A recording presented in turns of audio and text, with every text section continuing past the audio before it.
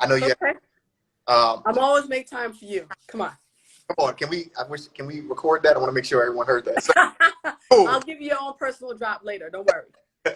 So let's start this off. And I think it's very important with all of our guests really talking about your journey to get to the position that you're in, because it's such a powerful position in the music industry, particularly because you're a Black woman. So I want to get to how you started and really your journey into how you became the SVP and head of marketing at one of the most powerful labels in the world. I mean, listen, I started the way that a lot of people start. I was an intern. I applied for an internship many, many years ago on this website called monster.com. And it was an internship at Universal Music Group. And the internship happened to be for this guy named Leor Cohen, who I never heard of. Because I didn't grow up trying like, oh, I want to be in the music business. No, I'm first generation Haitian, raised in Flatbush. You become a nurse or a social worker, things that they can understand. And then, so I took this job and I was working for free for this man that I didn't know at this label called Def Jam. And I interned for Leor for like a year. And my mom was just like, I didn't come to this country to be working for free for white people. And I was like, well, mommy, I really like it. And she was like, what?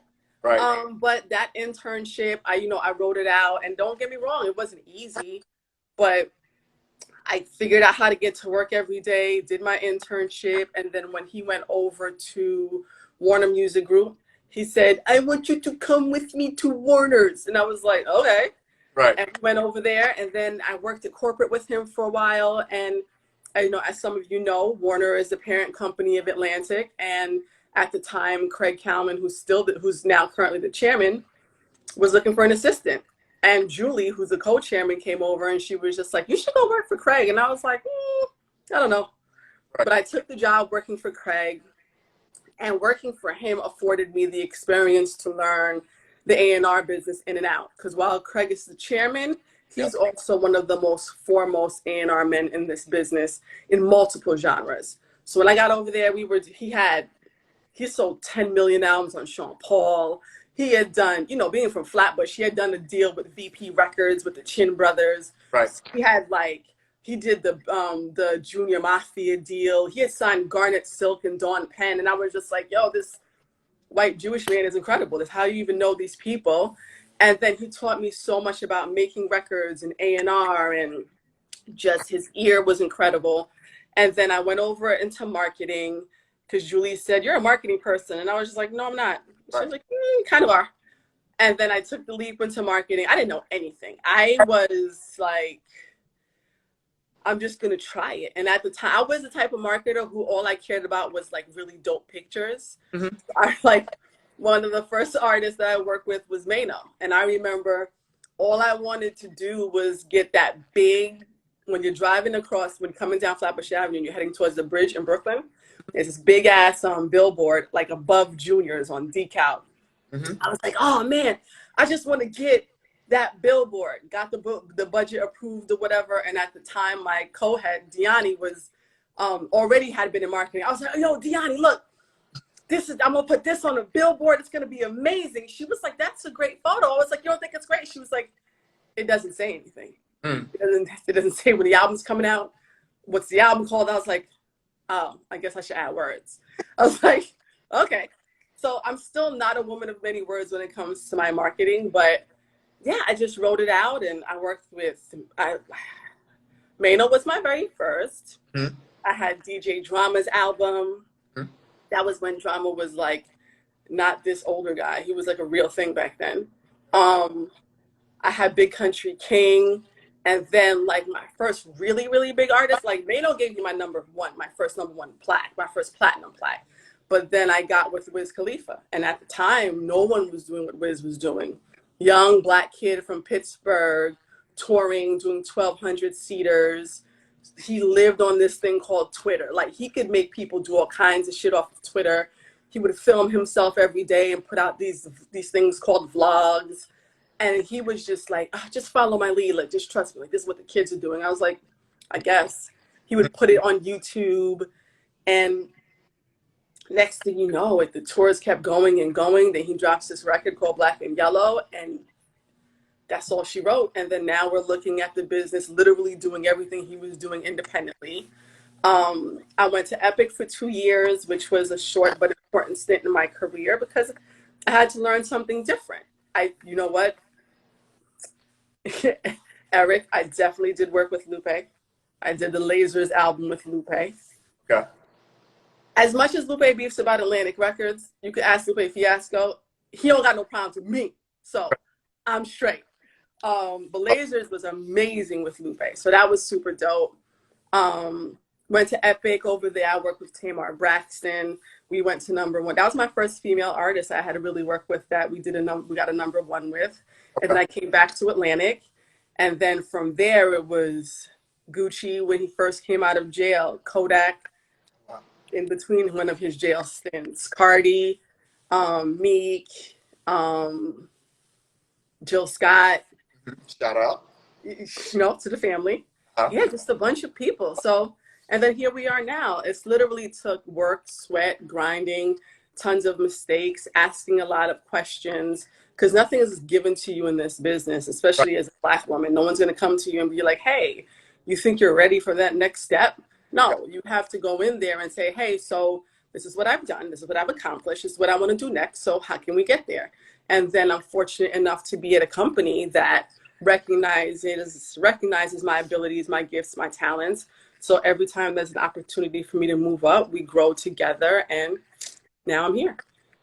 Well, a couple things. It's been a big week for Black women in this music industry. It has. I don't know if you want to share, remember or not. Listen, shout outs to both Jamila Thomas and Brianna Adjuman. Those are my babies. You're gonna make me cry. I'm so proud of those women.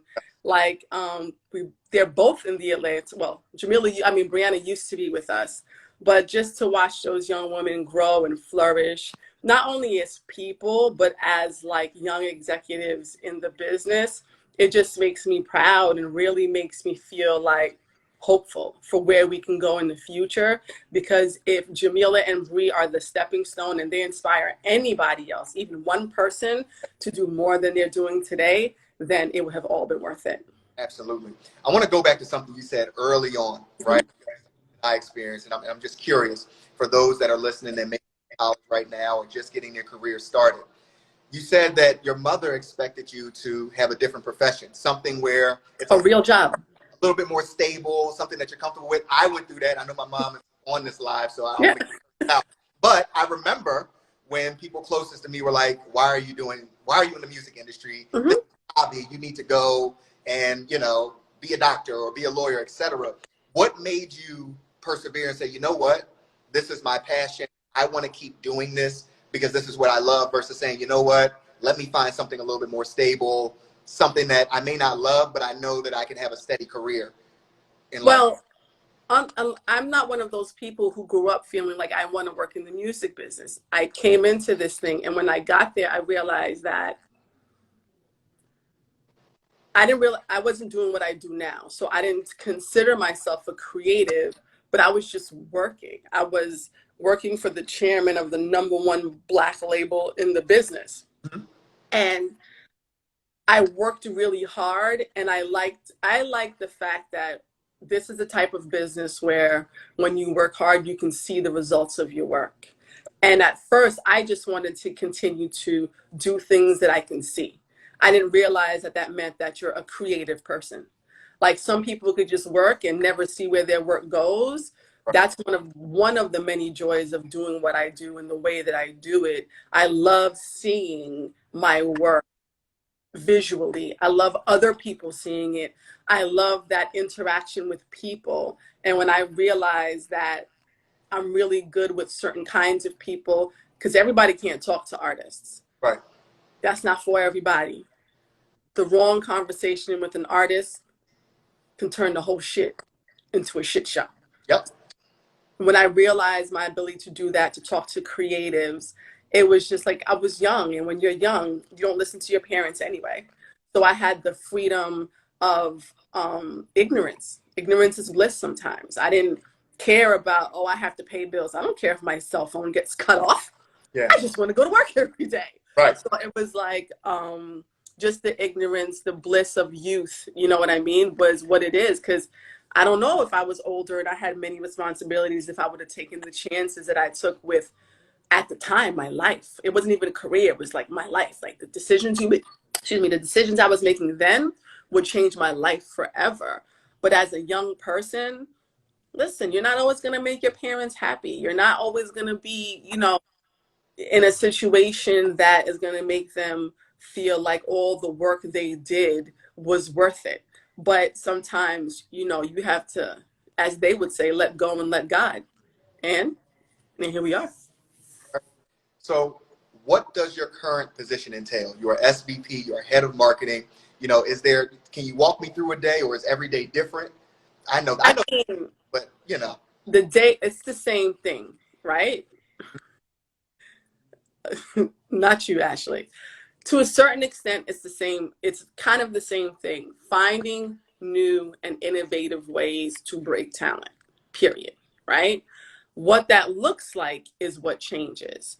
And for a long time, as a marketing person, I would spend my days figuring out how to find the best and the brightest in my artists, whether it was Gucci Mane or Kodak or Cardi or NYCL Kai or Meek or whatever. And while that is still a part of my job, the most important part as a head of marketing is finding that talent in my young executives. Like, it's great and all to be able to build stars who are on camera, but to build young Black stars in the business, and I'm not even gonna say young Black stars because I work with a lot of people in the business who aren't Black, who right. are young, who are the same age as me. So the goal is bigger than just, making artists into stars. It's about making young people into stars, young executives, young creatives, young A&Rs, young marketing people, young booking agents, young directors, young stylists, young photographers.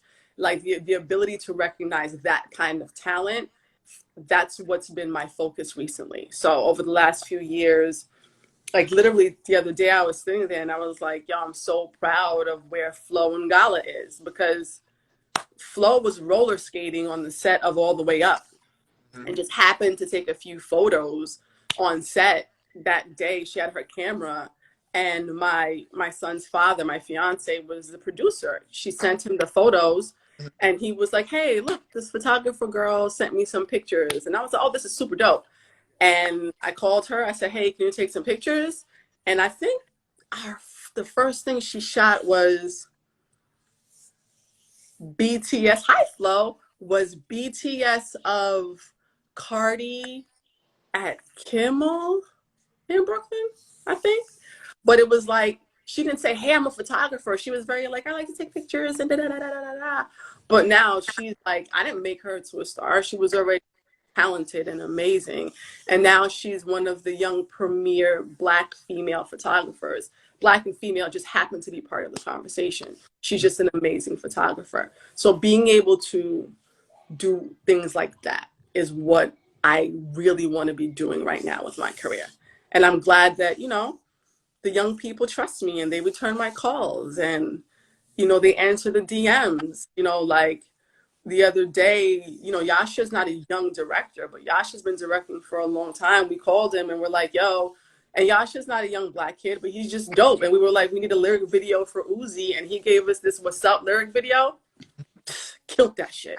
Yeah. Just young talent and giving them an opportunity is my favorite. Intentional choice that you made, is that something that other executives need to do? Be more intentional with it, or do they kind of just fall in your lap asking you because of who you are in the industry, can you help? Say that one more time, Brandon. Is that an intentional choice that you make? Like, I'm going to help all of these individuals. Is that something other executives need to start doing? Or I think it is. You have to make it your business. It is very easy to sit inside of that office and get stale yeah, and old. yeah, And it's like you have to drink from that fountain of youth on a regular basis. Like, I am inspired by young people. Anybody who knows me, you come to my office, like Julian Kais would be like, so who's this today in your office? And right. I'm like, oh, this is that person, this is that person. I take tons of meetings, I have tons of conversations.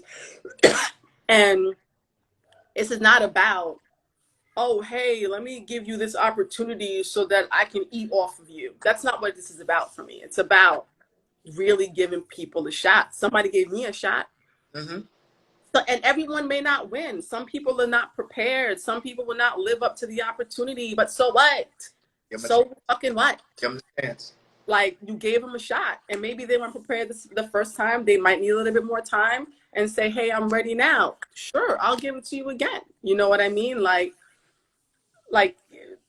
what is your legacy going to be in this business? You're going to sit here and just, you know, continue to do the same shit that everybody else has been doing? No, I want to give people opportunities to feed their families, to change their lives, to go home to their mother and say, look, Ma, look what I did. Right. Even though you didn't think it was something. It's hard for Black kids to be creative. It's hard for their parents to understand that knowing how to draw can change your life, knowing how to sing can change your life, knowing how to edit, making little YouTube videos, animation, you know, art, painting, all of that, all of the creative arts are really important. And we, as the people who are already in this thing, it is our duty and our responsibility to continue to look for those kids and give them shots. Because if we don't, who will? Absolutely. Absolutely. And so, you know, with that, what are recommendations you can make to the young artists, to the young stylists, you know, to the individuals that want to be in this industry? How do they reach someone like you? I know you want to offer the help, but what are the First of all, be creative and put your shit out for people to see and take your page off private. Let's start with take your page off private. Okay. Like, I don't know how you expect me to find you when I can't see your page, right? I don't need a website. I don't need a resume, a CV, all of that shit that they tell you you need in school. You really don't need it. What you need is a really good Instagram page, period. Make it good, make it thoughtful, and make it a reflection of your work. Yeah. I don't want to see what you're eating. I don't want to talk about, you know, the shoes you wore today, unless that is a part of what you're trying to do. If you're telling me you're a photographer, them photos better be busting on that page. If you're telling me you're a videographer, I want to see video clips. I want to see edits. They don't have to be long. This is not about budgets. Budgets cannot buy creativity. I've shot videos for $10,000 that have been better than $100,000 videos. So it's not about the money. It's about your ability to see and create shit. When I first met Njora Francis, I didn't know her as a videographer. She was a photographer. But on her page, she had these like short, what she used to call fashion videos. These short fashion videos that were like a minute, maybe 2 minutes on her page. I was like, oh, these are kind of dope. These are kind of dope. And then, because she had already shot Cardi for the cover of Invasion of Privacy. And I was like, this girl don't got no real video experience. But I think, like, I just like her eye. I like her eye. And we're shooting Be Careful.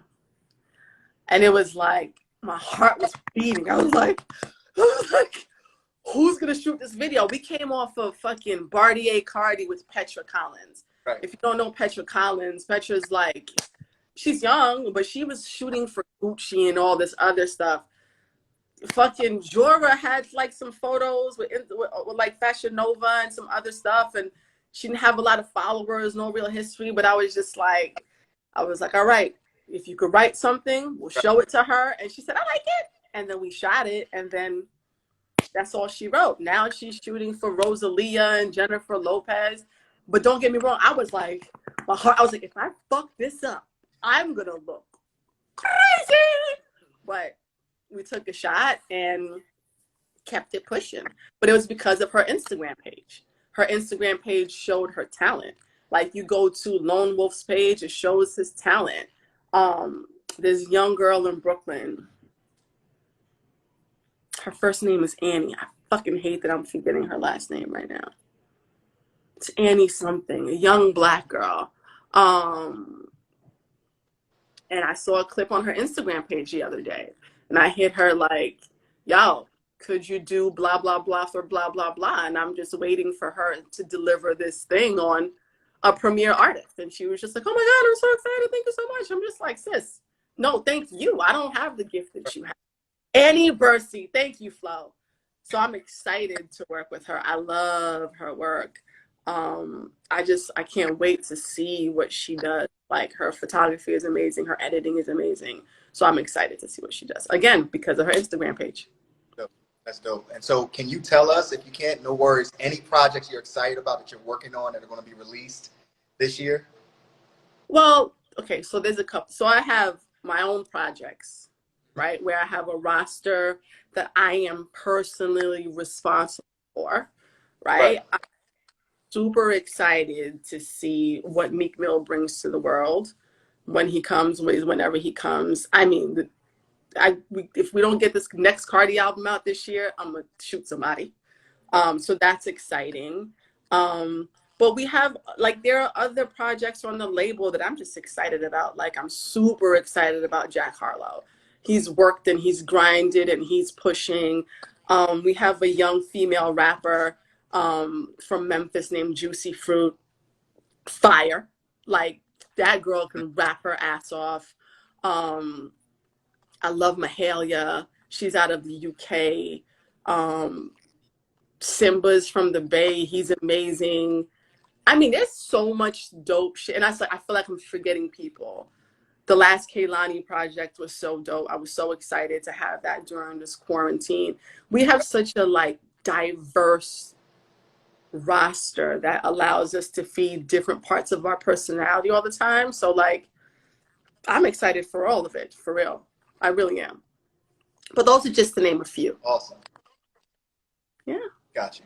Well, Marsha, you have provided many gems in this short amount of time. Thanks, Brandon. You know, I've always respected you, always loved you before the Live Nation Urban and all of that. Right. I appreciate you and thank you for making time for us today. Thank you. We love you. Appreciate you guys for creating a space and a platform. You guys have always, and by you guys, I mean you, Heather, Sean G, y'all been about it before Live Nation Urban. Yes. Why does it have to be urban? That's another day. But I think that, you know, the business of live music for Black musicians was needed, there's a huge gaping hole in that space because it was just like a lot of people didn't understand how to tour our talent, how to take them on the road, how to put them in small rooms. Well, they don't want to go unless, you know, it's really easy to fucking tour Big Sean. Mm-hmm. That's easy. Yeah. I have tons of offers for Kanye West, obviously. Right. But we're talking about you guys are doing the work to help these artists learn the importance of touring early on, so that no matter what happens, they'll have that in their career. So for that, between being an artist that tours and being a touring artist. Touring career from clubs and theaters to that amphitheater and arena level. People wonder why people like Erica and Jill put out an album when they fucking feel like it, because they can tour wherever they want and be like, I'm put up this tour real quick, blow this out and sit back down and raise their kids. Yep. That opportunity was missing for a lot of our artists. So for that, we owe you and we thank you guys for that. Thank you for that. And thank you again, Marsha. Of course. Juliet, if you're on, if you could just type and say, I'm